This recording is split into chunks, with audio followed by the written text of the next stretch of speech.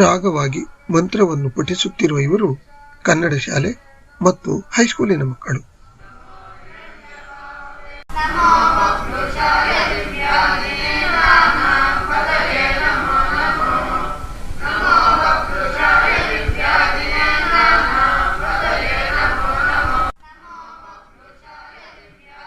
ಇವರು ಗುರುಗಳು ಹೇಳಿಕೊಟ್ಟಿದ್ದನ್ನು ಗ್ರಹಿಸಿ ಗಟ್ಟಿಯಾಗಿ ಕಂಠಪಾಠ ಮಾಡುತ್ತಿದ್ದಾರೆ.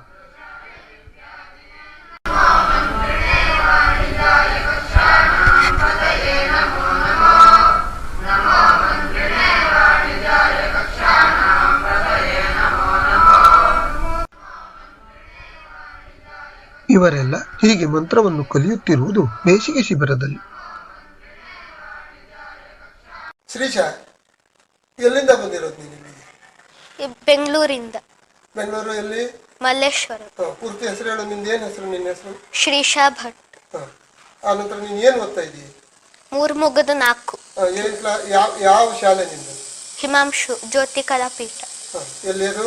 ಮಲ್ಲೇಶ್ವರ. ಮಲ್ಲೇಶ್ವರದಿಂದ ನೀನ್ ಇಲ್ಲಿ ಬಂದಿದ್ದೀವಿ. ಇಲ್ಲಿ ಎಲ್ಲಿ ಉಳ್ಕೊಂಡು ಇಲ್ಲಿ ಬರ್ತಾ ಇದೀಯ ನೀನೀಗ? ನನ್ನ ಅಜ್ಜನ ಮನೆ. ಎಲ್ಲುಂಟು ನಿನ್ನ ಅಜ್ಜನ ಮನೆ? ಕುರಿಕೊಪ್ಪ, ಉಮ್ಮಚ್ಚಿಗೆ. ಉಂಟು. ಇಲ್ಲಿ ದಿನ ಬರ್ತೀಯ ನೀನು? ಈಗ ರಜೆಗೆ ಬಂದವ ನೀನ್ ಅಜ್ಜನ ಮನೆಗೆ ಅಲ್ವಾ? ಏನ್ ಕಲಿತಾ ಇದೀಯ ನೀನ್ ಇಲ್ಲಿ? ಮಂತ್ರ. ನೀನು ಇಂಗ್ಲಿಷ್ ಕಾನ್ವೆಂಟ್ ಓದ್ತಾ ಇದೀಯ ನೀನು? ಈಗ ನಿನ್ ಹತ್ರ ಏನೇನ್ ಕಲ್ತಿದೀಯ ನೀನೀಗ ಇಲ್ಲಿ? ಇಲ್ಲಿ ಗಣಪತಿ ಉಪನಿಷತ್ತು, ದೇವಿ ಸೂಕ್ತ, ದುರ್ಗಾ ಸೂಕ್ತ, ದೇವರ ಪೂಜೆ. ಈ ಮಂತ್ರ ನೀನು ಕಲಿತಾ ಇದ್ದೀಯ. ಪ್ರಥಮ, ನೀನ್ ಎಲ್ಲಿಂದ ಬಂದಿರೋದು ಇಲ್ಲಿಗೆ? ನಾನು ಮಂಚಿಕೆರೆಯಿಂದ ಇಲ್ಲಿಗೆ ಬಂದಿದ್ದೆ. ನಿನ್ನ ಪೂರ್ತಿ ಹೆಸರು? ಪ್ರಥಮ್ ಪರಮೇಶ್ವರ ಹೆಗಡೆ. ಊರು ಮಂಚಿಕೆರೆನೇ ನೀನು? ಏನು ಓದ್ತಾ ಇದೀಯ ನೀನು? ನಾನು ಇಲ್ಲಿ 4 ಮುಗಿದ 5ನೇ ಕ್ಲಾಸ್ ಓದ್ತಾ ಇದೀಯ. ಈಗ ನೀನು ಇಲ್ಲಿ ಯಾಕೆ ಬಂದಿದೀಯ ನೀನು ಈ ಪಾಠಶಾಲೆಗೆ? ಕಲಿಯೋಕೆ. ಏನ್ ಕಲಿತಾ ಇದೀಯ? ನಾನು ಮಂತ್ರ ಪುಷ್ಪ, ಪುರುಷ ಸೂಕ್ತ, ಶ್ರೀ ಸೂಕ್ತ ಇದನ್ನ ಕಲಿತಾ ಇದೀಯ. ಇದು ಎಷ್ಟನೇ ವರ್ಷ? ನಿನ್ ಫಸ್ಟ್ ವರ್ಷ?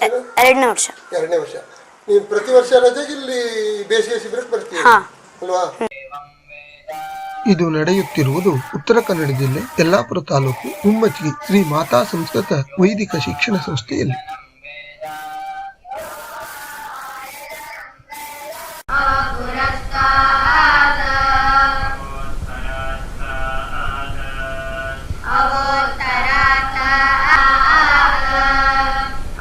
ಈ ಶಿಬಿರದಲ್ಲಿ ಹುಡುಗರಿಗೆ ಗಣಪತಿ ಉಪನಿಷತ್ತು, ದುರ್ಗಾ ಸೂಕ್ತ, ದೇವಿ ಸೂಕ್ತ, ಶ್ರೀ ಸೂಕ್ತ, ಪುರುಷ ಸೂಕ್ತ, ಪಂಚಗವ್ಯ ವಿಧಿ, ಯಜ್ಞೋಪವಿತ್ತ ಧಾರಣ ವಿಧಿ, ರುದ್ರ ಹಾಗೂ ಚಮೆ ಮೊದಲಾದವುಗಳ ಪಾಠವನ್ನು 3 ಹಂತಗಳಲ್ಲಿ ಮಾಡಲಾಗುತ್ತದೆ.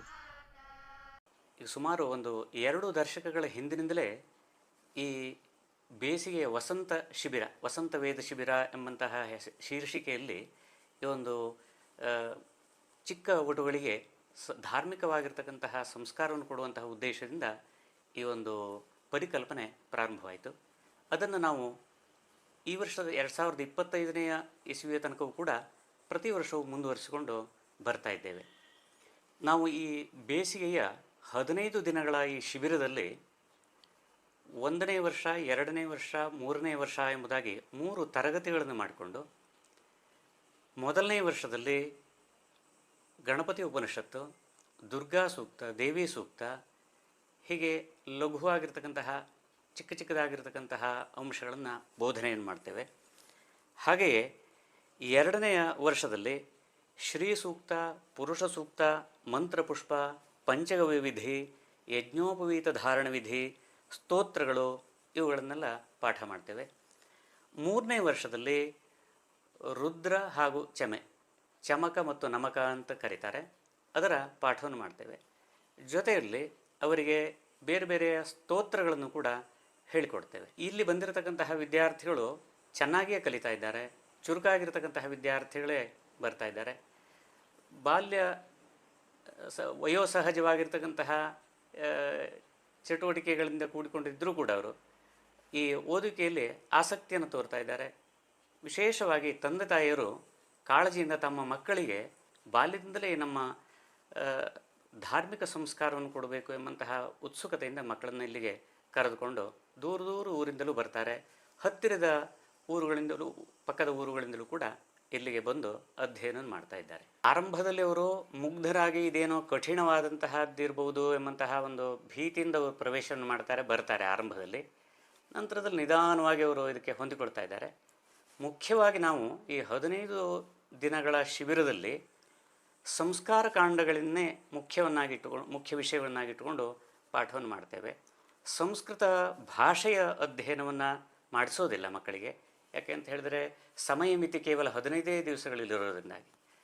ಇದರ ಮುಖ್ಯ ಅಂಶ ಇಷ್ಟೇ, ನಮ್ಮ ಈ ಹವ್ಯಕ ಪರಂಪರೆಯಲ್ಲಿ ಅಥವಾ ಬ್ರಾಹ್ಮಣ ಪರಂಪರೆಯಲ್ಲಿ 8 ವರ್ಷದಲ್ಲಿ ಉಪನಯನವನ್ನು ಮಾಡ್ತಾರೆ. ಉಪನಯನವನ್ನು ಮಾಡಿರ್ತಕ್ಕಂತಹ ಆ ವಟು ಅಥವಾ ಆ ಕುಮಾರ ಪ್ರತಿನಿತ್ಯವೂ ಕೂಡ ಸಂಧ್ಯಾ ವಂದನೆ, ದೇವಪೂಜೆಗಳನ್ನು ಮಾಡಬೇಕು, ಅಗ್ನಿ ಕಾರ್ಯಗಳನ್ನು ಮಾಡಬೇಕು ಎಂಬಂತಹ ಒಂದು ವಿಧಿ ಇದೆ. ಆ ವಿಧಿಯನ್ನು ತಮ್ಮ ಮಕ್ಕಳಲ್ಲಿ ತಾವು ಬೆಳೆಸಬೇಕು ಎಂಬಂಥ ಉದ್ದೇಶದಿಂದ ಪಾಲಕರು ಈ ಒಂದು ಸಂಕಲ್ಪದಿಂದ ಅಧ್ಯಯನಕ್ಕೋಸ್ಕರ ಇಲ್ಲಿ ಕಳಿಸ್ತಾರೆ. ನಾವು ಅದನ್ನು ಅವರಿಗೆ ಬೋಧಿಸ್ತೇವೆ. ಆಚಾರ್ಯ ಶಂಕರರು ನಮಗೆ ಪಂಚಮೂರ್ತಿಗಳ ಅಂದರೆ ಸೂರ್ಯ, ಗಣಪತಿ, ಅಂಬಿಕಾ, ಶಿವ, ವಿಷ್ಣು ಈ ಪಂಚಮೂರ್ತಿಗಳನ್ನು, ಪಂಚತತ್ವಗಳನ್ನು ಪ್ರತಿನಿತ್ಯವೂ ಆರಾಧನೆಯನ್ನು ಮಾಡಬೇಕು ಎಂಬುದಾಗಿ ಹೇಳಿದ್ದಾರೆ.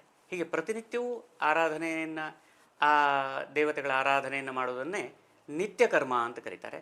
ಹಾಗೆ ಸಂಧ್ಯಾ ವಂದನ, ಅಗ್ನಿ ಕಾರ್ಯ ಇವುಗಳು ಕೂಡ ನಿತ್ಯ ಕರ್ಮಗಳೇ ಆಗಿವೆ. ಆ ನಿತ್ಯ ಕರ್ಮಗಳನ್ನು ನಾವು ಮಾಡಿಕೊಂಡು ಹೋಗೋದ್ರಿಂದಾಗಿ ನಮ್ಮ ಬುದ್ಧಿಶಕ್ತಿ, ಆರೋಗ್ಯ ಶಕ್ತಿ ಎಲ್ಲದು ವೃದ್ಧಿಯಾಗ್ತದೆ ಅಂತ ಕಲ್ಪನೆ. ಈ ಒಂದು ಉದ್ದೇಶ ಈ ಒಂದು ಶಿಬಿರದ್ದು ಆಗಿದೆ. ಇದು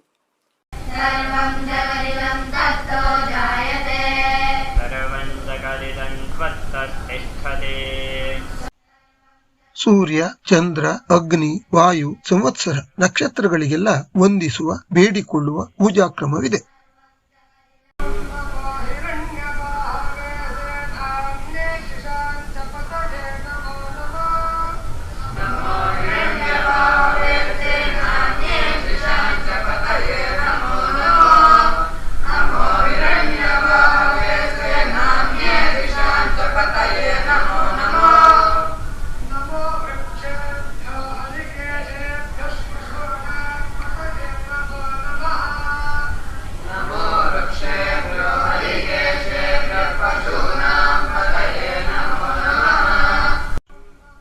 ಪ್ರತಿನಿತ್ಯ ನಡೆಸಬೇಕಾದ ಸಂಧ್ಯಾ ವಂದನೆ, ಪಂಚದೇವತೆಗಳ ಪೂಜೆ, ಅಗ್ನಿ ಕಾರ್ಯ, ಸ್ತೋತ್ರಗಳ ಕಲಿಯುವಿಕೆ ಇಲ್ಲಿ ನಡೆಯುತ್ತದೆ.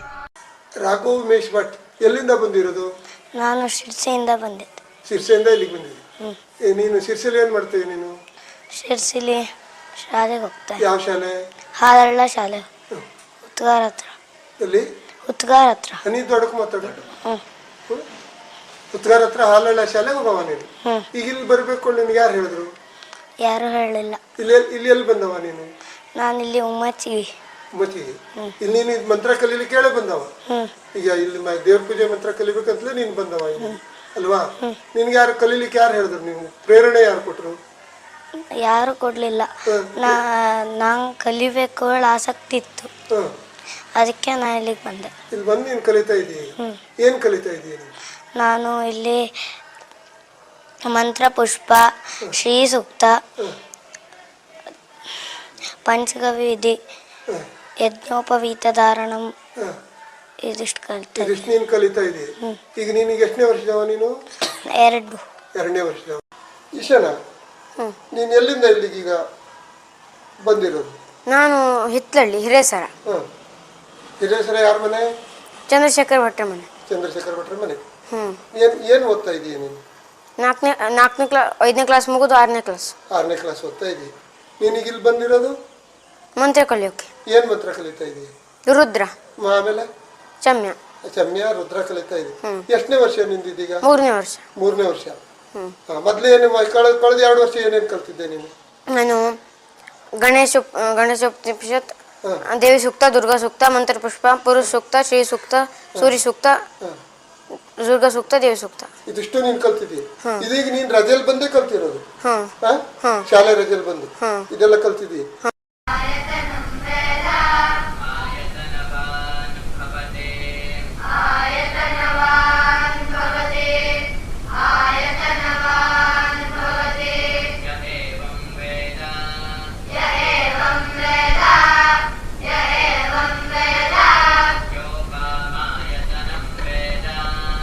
ಮೇ ತಿಂಗಳ ಶಾಲಾ ರಜೆಯಲ್ಲಿ 3 ವರ್ಷ 3 ಹಂತಗಳಲ್ಲಿ 15 ದಿನಗಳ ಕಾಲ ನಡೆಯುವ ಈ ಬೇಸಿಗೆ ಶಿಬಿರವು ಕಲಿಕೆಗೆ ಬಂದ ಪ್ರತಿ ಮಗುವಿಗೂ ಪೂಜಾ ಜ್ಞಾನ ಕಲಿಸುತ್ತಿದೆ.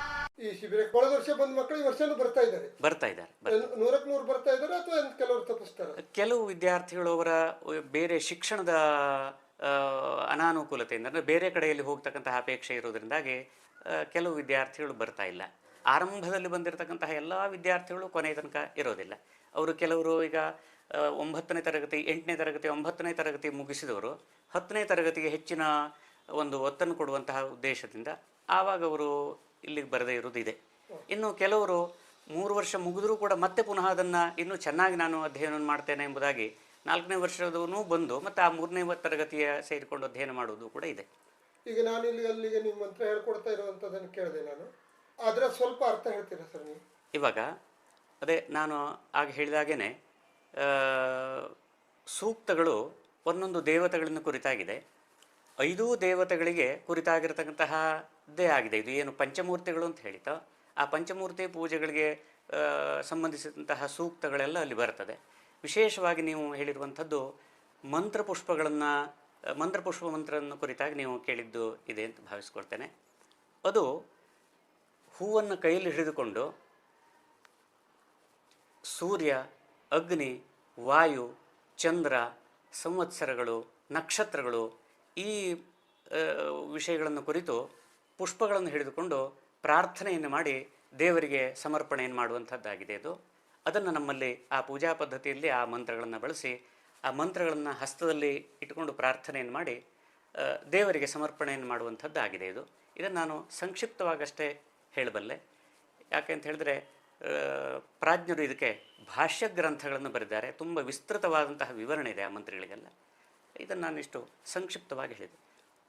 ಒಟ್ಟಾಗಿ ಸಂಧ್ಯಾ ವಂದನೆ, ದೇವಪೂಜೆ, ಹಾಗೆ ಅಗ್ನಿಕಾರ್ಯಾದಿಗಳು ನಿತ್ಯ ಕರ್ಮಗಳು, ಹಾಗೆಯೇ ಶುದ್ಧಿ ಕರ್ಮಗಳು 2 ಇಲ್ಲಿ ಬರ್ತವೆ. ಪಂಚಗವ್ಯ ಮತ್ತು ಯಜ್ಞೋಪವೀತ ಧಾರಣ ಅಂಥೇಳಿ. ಅಂದರೆ ನಮ್ಮಲ್ಲಿ ಅಶೌಚ ಕ್ರಮ 2 ಇದೆ, ಜಾತಾಶೌಚ ಮತ್ತು ಮೃತಾಶೌಚ ಅಂಥೇಳಿ. ಹಾಗೆ ಇನ್ನೂ ಅಪವಿತ್ರವಾದಂತಹ ಸಂದರ್ಭದಲ್ಲಿ ಗೋವಿಗೆ ಸಂಬಂಧಿಸಿದಂತಹ 5 ದ್ರವ್ಯಗಳನ್ನು ಸೇರಿಸಿ ಮಂತ್ರಪೂರ್ವಕವಾಗಿ ಸಂಯೋಜನೆಯನ್ನು ಮಾಡಿ ಅಭಿಮಂತ್ರಣೆಯನ್ನು ಮಾಡಿ ಅದನ್ನು ಮಂತ್ರವನ್ನು ಉಚ್ಚರಿಸ್ತಾನೆ ಆಪೋಷಣವನ್ನು ಮಾಡಿ ಕುಡಿಯುವಂಥದ್ದು. ಇದು ಅಂತರಂಗ ಶುದ್ಧಿಗಾಗಿ ಈ ಪಂಚಗವ್ಯ ಪ್ರಾಶನವನ್ನು ಮಾಡುವಂಥದ್ದು. ಹಾಗೆ ಮಂತ್ರ ಪ್ರೋಕ್ಷಣ ಅಂತ ಬರುತ್ತದೆ, ಅದನ್ನು ಬಾಹ್ಯ ಶುದ್ಧಿಗಾಗಿ ಮಂತ್ರ ಪ್ರೋಕ್ಷಣವನ್ನು ಮಾಡುವಂಥದ್ದು. ಹೀಗೆ ಮಾಡಿಕೊಂಡು ನಂತರದಲ್ಲಿ ಉಪವೀತವನ್ನು ಅಭಿಮಂತ್ರಣೆಯನ್ನು ಮಾಡಿ ಉಪವೀತವನ್ನು ಧಾರಣೆ ಮಾಡಿಕೊಳ್ಳುವಂಥದ್ದು. ಇಷ್ಟು ಮಾಡಿಕೊಂಡು ಅವನು ತನ್ನ ನಿತ್ಯಾರ್ಚನೆಯನ್ನು ಮಾಡಬೇಕು ಎಂಬುದಾಗಿ ಬೌಧಾಯನಾಚಾರ್ಯರು ಪ್ರಯೋಗವನ್ನು ಸೂತ್ರಗಳನ್ನೆಲ್ಲ ಹೇಳಿರುವಂಥವರು ನಮಗೆ ವಿಧಾನವನ್ನು ಮಾಡಿದ್ದಾರೆ. ಆ ಕ್ರಮದಂತೆ ನಾವು ಸಂಕ್ಷಿಪ್ತವಾದಂತಹ ಒಂದು ಸಿಲೆಬಸ್ಸನ್ನು ನಮ್ಮ ಸ್ನೇಹಿತರಾಗಿರ್ತಕ್ಕಂತಹ ಗುಂಜುಗೋಡು ಶೇಷಗಿರಿ ಭಟ್ರವರು ಮಾಡಿಕೊಟ್ಟಿದ್ದಾರೆ. ಪ್ರತಿ ವರ್ಷವೂ ಕೂಡ ಅವರಿಂದ ಮುದ್ರಿತವಾಗಿರ್ತಂತಹ ಪುಸ್ತಕವನ್ನೇ ಅನುಸರಿಸಿ ನಾವು ಈ ತರಬೇತಿಗಳನ್ನೆಲ್ಲ ಇಲ್ಲಿ ಅವರಿಗೆ ಕೊಡ್ತೇವೆ. ಇದಿಷ್ಟು ಅವುಗಳ ಪ್ರಯೋಜನಗಳಾಗ್ತವೆ. ಇಲ್ಲಿ ಬರಬೇಕಾದ್ರೆ ಅವರಿಗೆ ಇರಬೇಕಾದ ಅರ್ಹತೆಗಳೇನಾದರೂ ಇದೆಯಾ? ಹಾಗೇನೂ ಇಲ್ಲ. ಮುಖ್ಯವಾದಂತಹ ಅರ್ಹತೆ ಅಂತ ಹೇಳಿದ್ರೆ ಅವನಿಗೆ ಉಪನಯನವಾಗಿರಬೇಕು, ಗಾಯತ್ರಿ ಮಂತ್ರದ ಉಪದೇಶ ಆಗಿರಬೇಕು. ಇಷ್ಟೇ ಅವರ ಪ್ರಾಥಮಿಕ ಅರ್ಹತೆ. ವಯಸ್ಸಿನ ನಿರ್ಬಂಧ ಇಲ್ಲ.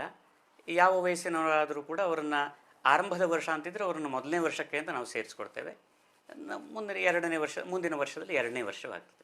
ಇಷ್ಟೇ ನಿರ್ಬಂಧ. ನಂದು ಒಂದು ಕೊನೆ ಪ್ರಶ್ನೆ.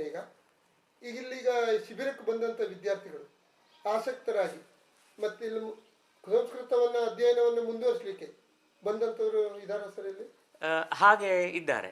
ಇಲ್ಲಿ ನಮ್ಮ ಸ್ಥಳೀಯವಾಗಿ ಉಮ್ಮಚಿಗೆ ಪ್ರೌಢಶಾಲೆಯಲ್ಲಿ ಹಾಗೆ ಮಂಚಿಗೆರೆ ಪ್ರೌಢಶಾಲೆಯಲ್ಲಿ ಅಧ್ಯಯನವನ್ನು ಮಾಡ್ತಾ ಇರತಕ್ಕಂತಹ ಹೈಸ್ಕೂಲ್ ವಿದ್ಯಾರ್ಥಿಗಳು ಈ ಶಿಬಿರದಿಂದ ಪ್ರೇರೇಪಿತರಾಗಿ ಮತ್ತೆ ಪುನಃ ಇಲ್ಲೇ ಬಂದು ನಮ್ಮ ಈ ವೇದಾಧ್ಯಯನವನ್ನು ಮಾಡಿರುವಂಥದ್ದು ಇದೆ. ಯ ಏವಂ ವೇದ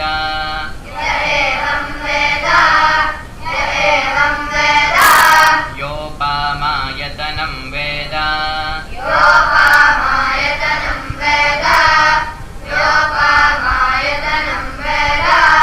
ಆಯತನವಾನ್ ಭವತೆ. ಅನೇಕ ವರ್ಷಗಳಿಂದ ನಡೆಯುತ್ತಾ ಬಂದಿರುವ ಈ ವಸಂತ ಬೇಸಿಗೆ ಶಿಬಿರಕ್ಕೆ ವಯಸ್ಸಿನ ಮಿತಿಗಳಿರುವುದಿಲ್ಲ. ಜನಿವಾರ ಧರಿಸಿ ಗಾಯತ್ರಿ ಮಂತ್ರ ಉಪದೇಶ ಪಡೆದವರೆಲ್ಲ ಬರಬಹುದಾಗಿದೆ.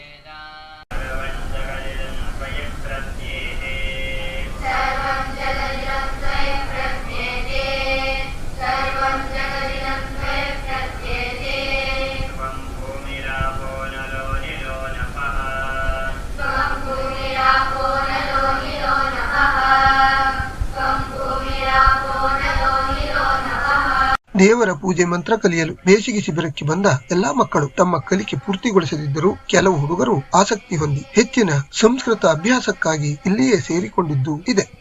ಯ ಏವಂ ವೇದ